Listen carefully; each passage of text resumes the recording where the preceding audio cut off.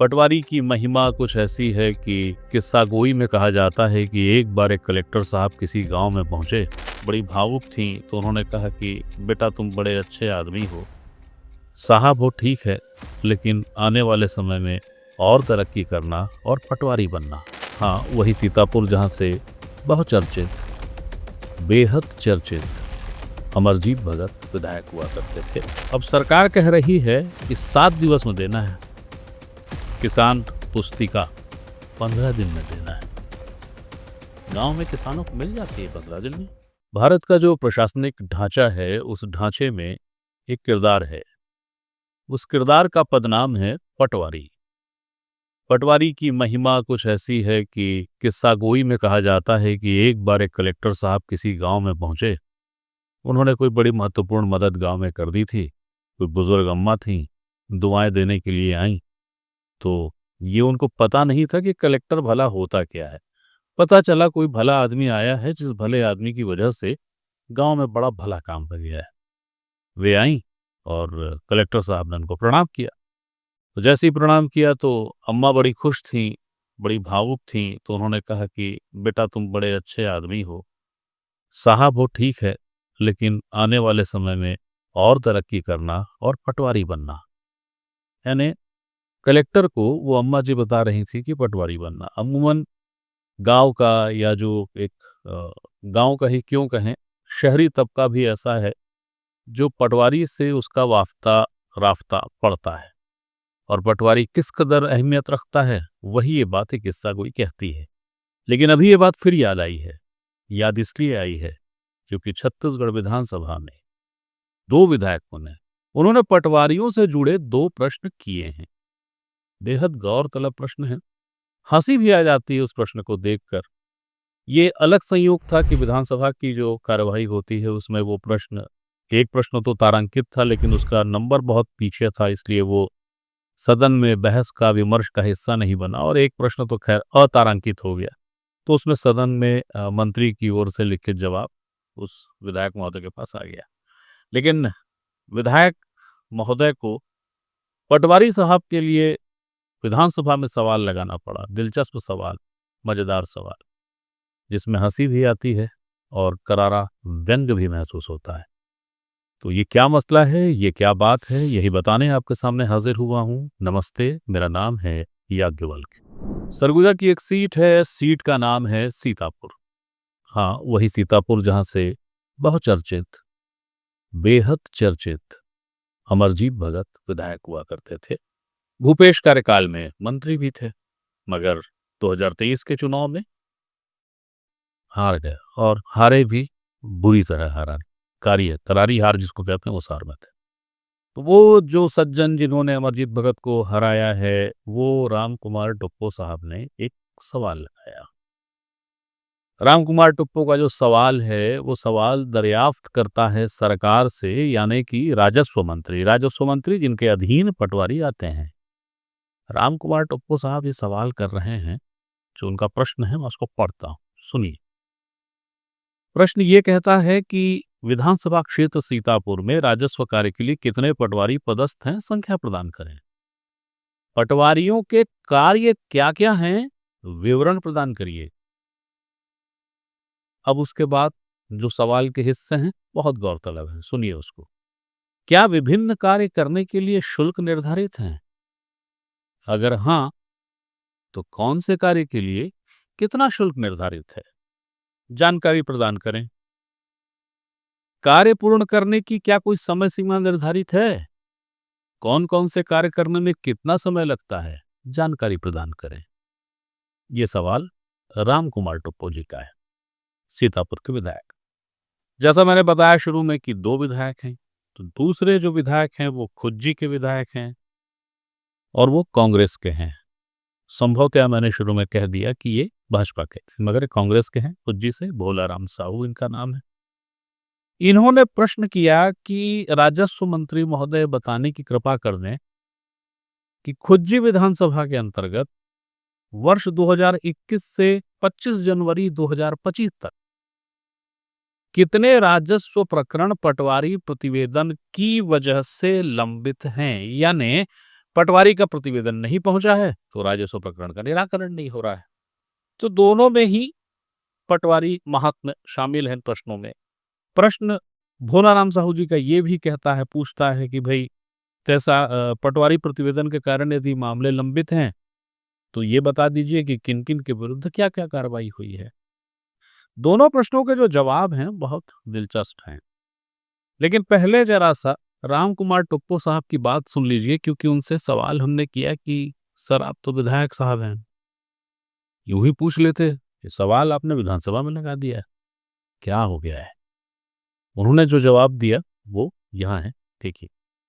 शिकायत अगर मान लीजिए किसी विद्यार्थी का आता है कि मैं शिक्षा संबंधी कागज़ बनवाने के लिए लेके गया और मेरे को इतना शुल्क पटवारी ने मांगा, तो विषय यहीं पे खड़ा हो जाता है कि ये केवल किसी एक विधानसभा क्षेत्र की समस्या नहीं हो सकती। सुशासन का यदि हम उस रास्ते पर चल रहे हैं तो ये पूरा राज्य लेवल की समस्याएं हो सकती हैं, और राज्य के विषय में अगर कोई बात करना है तो सदन से बड़ा कोई जगह नहीं हो सकता, इसलिए हमने इसको क्वेश्चन में लगाया। तो राम कुमार टोप्पो साहब का जो प्रश्न था उसका मतलब पहले तो संदर्भ समझने के लिए मैंने अभी उनकी बात सुनाई कि भाई आप ये सवाल क्यों लगाए। अब वो जवाब सुनिए जो राजस्व मंत्री जी ने विधानसभा में इस सवाल के जवाब में दिया है। वो ये कहते हैं कि हल्के में पदस्थ पटवारियों के द्वारा राजस्व विभाग से संबंधित कार्य नामांतरण, बंटवारा, खौती, राजस्व न्यायालय में समयावधि में प्रतिवेदन प्रस्तुत करना, राजस्व अभिलेखों को अद्यतन करना, ये काम है पटवारियों के। छत्तीसगढ़ लोक सेवा गारंटी अधिनियम 2011 के तहत समय सीमा निर्धारित की गई है, जिसमें किसान पुस्तिका के लिए 15 दिवस और 22 बिंदु प्रतिवेदन के लिए 7 दिन की समयावधि निर्धारित है, और उक्त कार्यों के लिए कोई शुल्क शासन द्वारा निर्धारित नहीं किया गया है। किसान ऋण पुस्तिका और 22 बिंदु, चाहे वो गांव का बंदा हो या शहर का बंदा हो, महानगर का हो, कस्बे का हो, उसे मालूम है कि ये 22 बिंदु क्या होता है। जमीन का जब कोई भी आपको काम रहेगा, क्रय विक्रय या उसके नामांतरण या अंतरण या तमाम जो चीजें होती हैं, उसमें इस 22 बिंदु प्रतिवेदन का अहम योगदान है। मगर ये 22 बिंदु प्रतिवेदन मिलता कब है? जब आप माननीय पटवारी साहब को सुविधा शुल्क देते हैं। अमूमन ऐसा ही होता है, और चूंकि व्यवहार में है इसलिए इस पर कोई आपत्ति नहीं होती। हाँ, रेट शुल्क ज्यादा है तो उस पर दिक्कत हो जाती है। अब सरकार कह रही है कि 7 दिवस में देना है, किसान पुस्तिका 15 दिन में देना है। गांव में किसानों को मिल जाती है 15 दिन में, कतई नहीं मिलती। राम कुमार टोप्पो जिस सीतापुर से विधायक हैं वो ग्रामीण कस्बाई इलाके का मिक्स इलाका है। वो ये जो दोनों बिंदु इसमें दिए हुए हैं, किसान पुस्तिका का और 22 बिंदु प्रतिवेदन का, उसके मुकम्मल संदर्भ हैं। अब इस जवाब से क्या विधायक महोदय संतुष्ट हो गए या अब क्या? इसका जवाब राम कुमार टोप्पो ने जो दिया है वो यहाँ है, देखिए।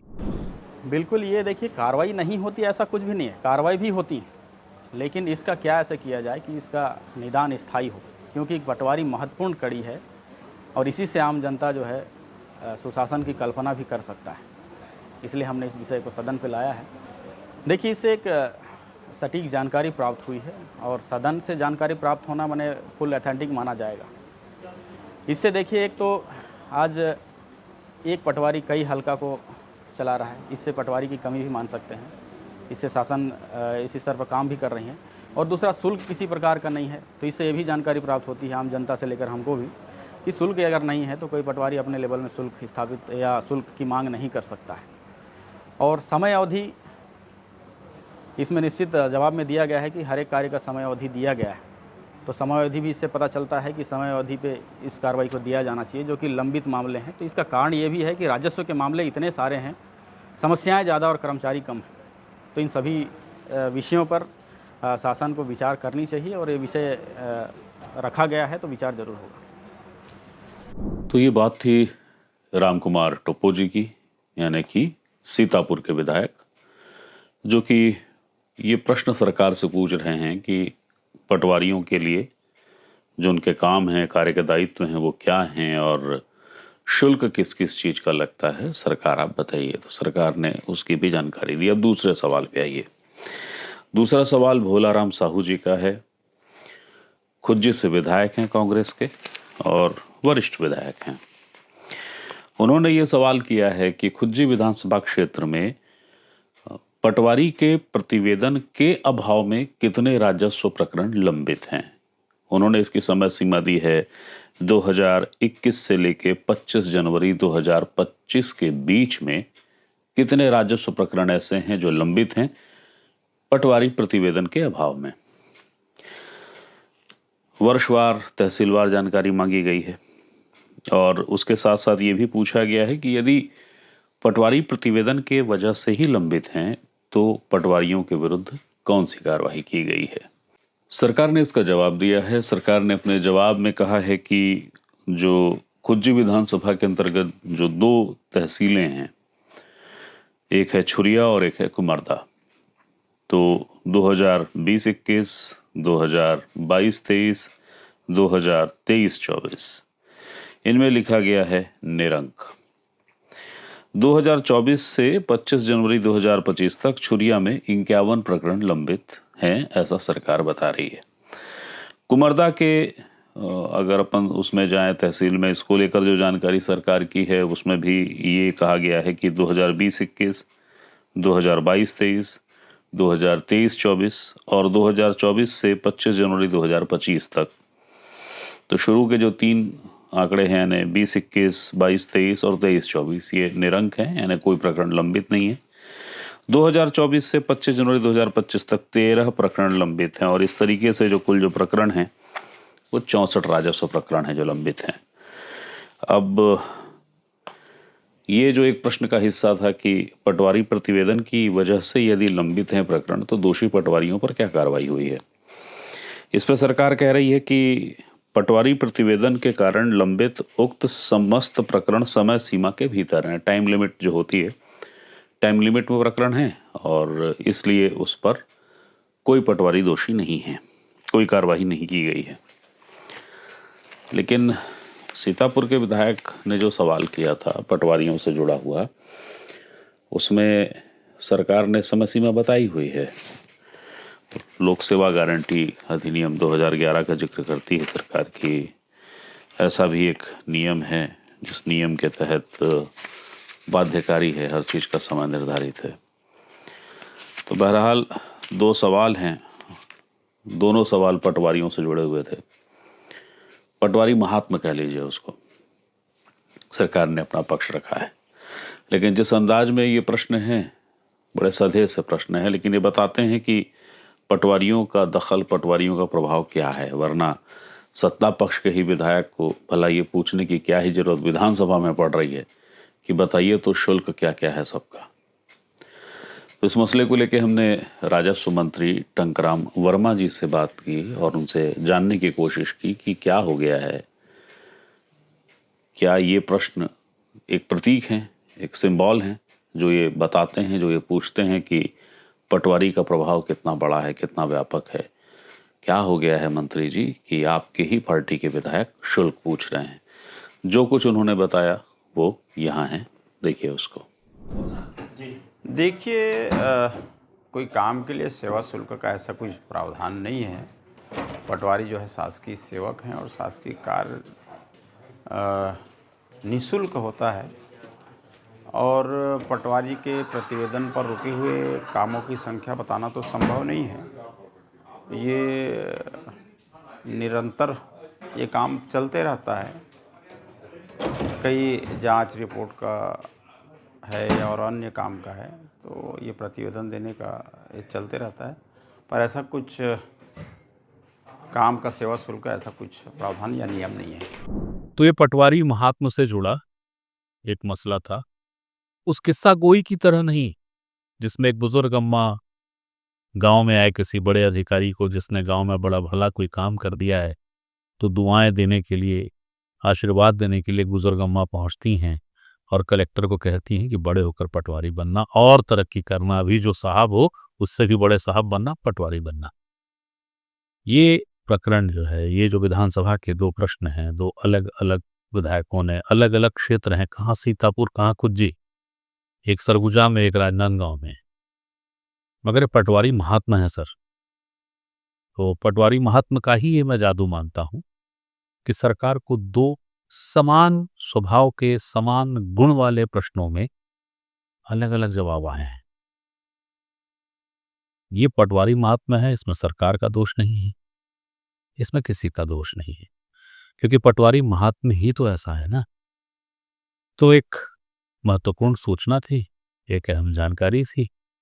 अगली बार पटवारी से आपको कोफ्त हो जाए तो सरकार के ये दोनों जवाब एक ही मसले में याद कर लीजिएगा। तकलीफ, पीड़ा का जो वेग है, जो गुस्सा है, शायद कम हो जाए। तो यह एक अहम सूचना, एक अहम जानकारी आपको देने हाजिर हुआ था, क्योंकि हर सूचना और हर जानकारी पे अधिकार सिर्फ आपका है, न सिर्फ माध्यम। फिर कोई सूचना होती है, फिर कोई जानकारी आती है, तो देने आपके सामने फिर हाजिर होऊंगा। तब तक के लिए